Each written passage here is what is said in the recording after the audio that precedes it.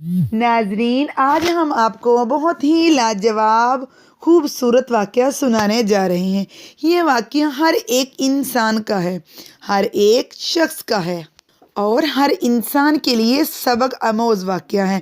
اس واقعے کو جاننے کے لیے اینڈ تک ہمارے ساتھ رہیے گا۔ بسم اللہ الرحمن الرحیم۔ السلام علیکم ورحمۃ اللہ وبرکاتہ۔ کہتے ہیں ایک بستی میں ایک بہت ہی مالدار شخص رہتا تھا اپنی بیوی بچوں کے ساتھ۔ اس کے 4 بچے تھے اور ان 4 بچوں کی نیچر الگ الگ تھی، اور وہ شخص جو تھا اپنے بچوں میں فرق رکھتا تھا۔ وہ اپنے سب سے چھوٹے بچے سے بہت زیادہ محبت کرتا تھا۔ وہ اس کو ہر دنیا کی آسائش مہیا کرتا تھا اور اس کے لیے خاص طور پر ایک عالیشان بنگلہ بنایا ہوا تھا جس میں اس کے لیے کنیز خادمہ تھی اور اس کو کسی قسم کی کوئی تکلیف نہ پہنچانے دیتا تھا۔ اس کا اتنا خیال رکھتا تھا کہ اس کو صرف اور صرف بہترین ہی دیتا۔ جو اس کا تیسرے نمبر والا بچہ ہے، اس کو بھی وہ شخص پیار کرتا، مگر چوتھے بچے جیسی محبت نہیں تھی۔ اس کو اپنا تیسرا بچہ اس لیے پسند تھا کہ وہ اس کا احترام کرتا تھا، اس میں بہت زیادہ خوبیاں تھیں، وہ ذہین تھا اور اپنے باپ کو اچھے مشوروں سے آگاہ کرتا تھا۔ وہ اپنے باپ کی ضرورتوں کا خیال رکھتا تھا، بدلے میں اس کا باپ بھی اس کی ضرورت کا خیال رکھتا تھا۔ اگر اسے کسی چیز کی ضرورت ہوتی تو وہ اس کو دیتا۔ وہ اپنے باپ کا دوست تھا۔ اس کے باپ کو اس پر فخر تھا اور اس کو یہ بھی خوف رہتا تھا کہ یہ مجھ سے کہیں دور نہ ہو جائے۔ اور یہ دوسرے نمبر والا جو بچہ ہے، اس سے بھی اس کو محبت تھی کیونکہ وہ بچہ ہی بہت معتبر انسان تھا۔ وہ صبر کرنے والا تھا اور اپنے باپ کی مدد کرنے والا تھا۔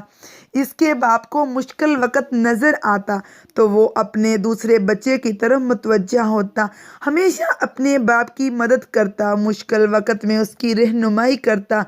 اصل میں یہ اپنے باپ کی طاقت تھا، یہ اپنے باپ کا غرور تھا۔ اس کا باپ جب اس بچے کو ترقی کرتا دیکھتا تو بہت خوش ہوتا۔ یہ اپنے باپ کے ساتھ ساتھ اوروں کی بھی مدد کرتا تھا۔ ان بچوں کا جو باپ ہے، اپنے ان 3 بچوں کی نسبت اپنے پہلے بچے کی اتنی پرواہ نہیں کرتا تھا۔ وہ پہلا بچہ جو سب سے بڑا ہے، وہ کیا کیا کرتا تھا اور کیا نہیں کیا کرتا، وہ کہاں جاتا ہے، کیا کھاتا ہے، کیا پیتا ہے، اس کو اس سے کوئی فرق نہیں پڑتا تھا۔ وہ بھی اس کا اپنا ہی بچہ تھا، اپنا ہی خون تھا، وہ اس کی کوئی پرواہ نہیں کرتا تھا۔ آخرکار ایک دن ان کا باپ بیمار ہو گیا۔ جب بیماری مزید بڑھنے لگی تو اس کے باپ کو پتہ چل گیا کہ وہ اب مرنے والا ہے، وہ ٹھیک نہیں ہوگا، اور وہ اپنی پچھلی زندگی کے بارے میں سوچنے لگا۔ میرے پاس اتنی دولت ہے اور میرے مرنے کے بعد یہ دولت میرے 4 بچوں کی ہوگی۔ میں نے ان بچوں کے لیے بہت کیا، بہت کچھ کیا، اب یہ سب کچھ ان کے لیے چھوڑے جا رہا ہوں۔ اور ان کے باپ کا خیال آیا کہ میں مرنے کے بعد ہمیشہ تنہا ہی رہوں گا، اور اس نے اپنے چھوٹے بیٹے کو بلایا اس کے باپ نے جس سے یہ سوال کیا، جس سے وہ بہت زیادہ محبت کرتا تھا۔ اس نے اپنے اس بچے سے کہا کہ میں نے تمہیں ہر آرام دہ چیز مہیا کی ہے، تم پر کوئی آنچ نہیں آنے دی۔ اب میں مرنے کے قریب ہوں، اگلے جہان جا رہا ہوں، اور میں یہ چاہتا ہوں کہ تم میرے ساتھ چلو تاکہ تم میری تنہائی کا ساتھی بن جاؤ۔ بچہ یہ سن کر بات حیران ہوا اور سوچنے لگا کہ میرا باپ بیماری کے ساتھ ساتھ پاگل ہو گیا ہے، اس لیے یہ بہکی بہکی باتیں کر رہا ہے۔ بیٹے نے باپ کی بات سن کر جواب دیا کہ میں آپ کے ساتھ نہیں جا سکتا، اور بنا کچھ کہے وہ وہاں سے چلا گیا۔ بیٹے کی باتیں باپ کے دل پر تیز خنجر کی طرح لگی۔ پھر پریشان باپ نے اپنے تیسرے بیٹے کو بلایا اور کہا کہ میں نے تیری ہر ضرورت کا خیال رکھا ہے اور تم بھی مجھ پر جان مارتے تھے۔ اب میں دنیا سے جانے والا ہوں، کیا تم میرے ساتھ مرنا پسند کرو گے؟ میرے ساتھ دوسرے جہان میں میرا ساتھی بنو گے؟ اور تیسرے بچے نے کیا جواب دیا؟ اس نے یہ جواب دیا یہاں دنیا بہت اچھی ہے، میں بہت خوش ہوں، میں آپ کی اتنی ضرور مدد کروں گا کہ آپ کو آپ کی قبر تک ضرور چھوڑ آؤں گا۔ تیسرے بچے کا بھی جواب سن کر باپ کا دل ڈوبنے لگا۔ اس کے بعد اس نے اپنے دوسرے بچے سے کہا کہ تم ہمیشہ میری مدد کرتے تھے اور مجھے آج بھی تمہاری مدد کی ضرورت ہے۔ اب میں جب مرے جا رہا ہوں، مرنے والا ہوں، یہ دنیا چھوڑ کر جا رہا ہوں، کیا تم بھی میرے ساتھ جانا چاہو گے میری تنہائی کا ساتھی بن کر؟ اور اس بچے نے بھی جواب کیا دیا؟ اس نے بھی جواب دیا کہ میں افسوس کے ساتھ یہ کہتا ہوں کہ میں آج آپ کی مدد نہیں کر سکتا۔ اس بیٹے کا جواب سن کر بھی باپ کے دل میں بجلی گر گئی۔ جب ان تینوں بچوں کے جواب سنے تو ان کا باپ صدمے میں بیٹھ گیا۔ تو اچانک سے ایک جگہ سے آواز آئی کہ میں آپ کے ساتھ ہوں، آپ کا تنہائی کا ساتھی بنوں گا، آپ جہاں بھی جائیں گے میں آپ کے ساتھ ہی ہوں گا۔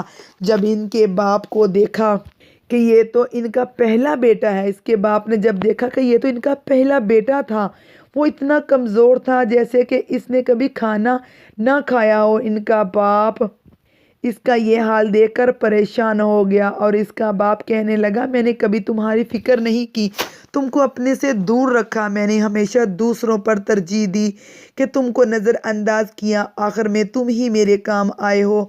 تو ناظرین، اصل میں جو بات ہے وہ یہ ہے، اصل میں ہم سب کی زندگی میں 4 بچے ہوتے ہیں۔ چوتھا بچہ جس کو ہم بہت محبت کرتے ہیں، زیادہ سے ترجیح دیتے ہیں، کوئی آنچ نہیں آنے دیتے، اصل میں وہ ہمارا جسم ہے۔